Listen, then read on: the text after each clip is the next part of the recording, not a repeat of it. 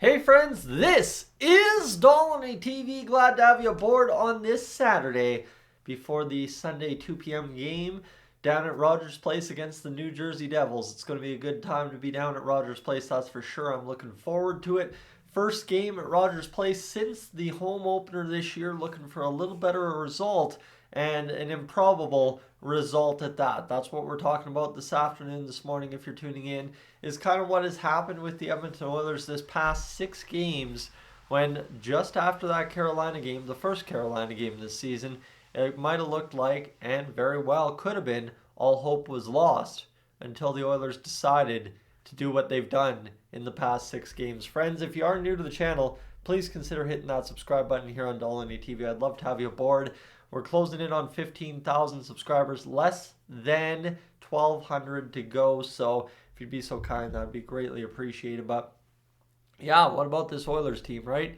You know, I've been all around it this year. I've been saying fold the franchise. I've been saying this team still sucks. This team's legit. They're back again, whatever. It all is the ebbs and flows of an NHL season.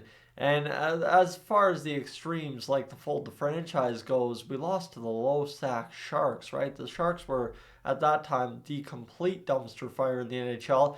They had just lost 10-0, 10-1 back-to-back games or something like that. Then they beat Philadelphia, and we're like, okay, there's no way we can let the Sharks beat us, and then it happens. So that was the low point of the season. And then the Oilers kind of decide to go out east and get walloped by the Carolina Hurricanes on a Wednesday night, and it's like, okay, this is not going to be good. But then they end up coming through and doing the rest of the job the whole way here in the past 6 games, and it's been fantastic, right? Obviously, you're talking 8-1 over the Ducks. You're talking, just go back over the past 5, actually. 8-2 over the Ducks, sorry.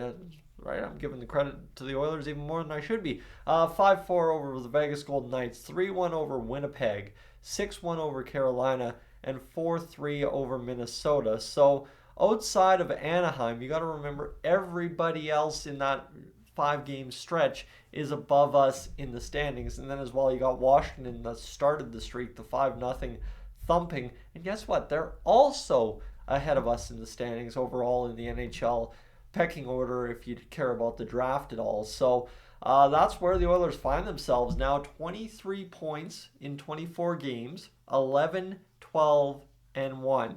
And that is where I'm talking about today, is the impossible, the improbable, whatever you think. After that Carolina game, it looked like, man, if that's the best they can do against the other cup contender this season, because you got to remember, back start of September, it was the Oilers, it was the Canes. The Oilers were the Western Conference favorite, the Canes were the Eastern Conference favorite. Both those picks currently, even though the Oilers are on a 6-game heater and possibly 1 game away from 500, look terrible. That's honestly the truth right now, is the way the Oilers have started, and the situation in Carolina with their goaltending and defense looks terrible. Absolutely awful.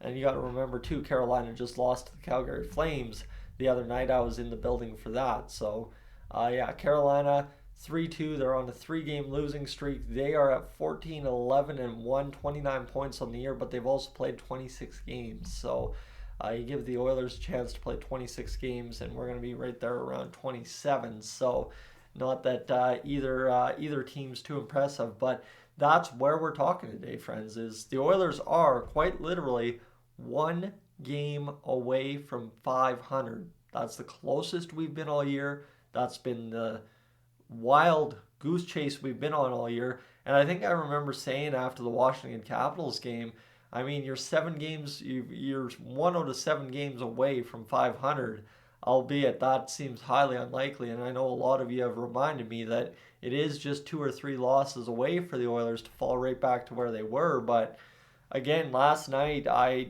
didn't get a great chance to catch the game. I was quite busy after work last night, setting up for what's going to be a busy weekend up in Edmonton. But every second I listened to, every second I watched, you just saw the Oilers trust the process. And that's kind of been the MO for Chris Knobloch here, especially over this win streak, is never get defeated, never get too high, keep working, keep just doing your job, and all the results will come. Hard work pays off, and as far as I can tell you from that Minnesota game, that's why there wasn't a post game last night. But as far as I can tell you, the Oilers fought and battled all night. Yeah, Stuart Skinner had a pretty rough, I guess you could say, or second period it was.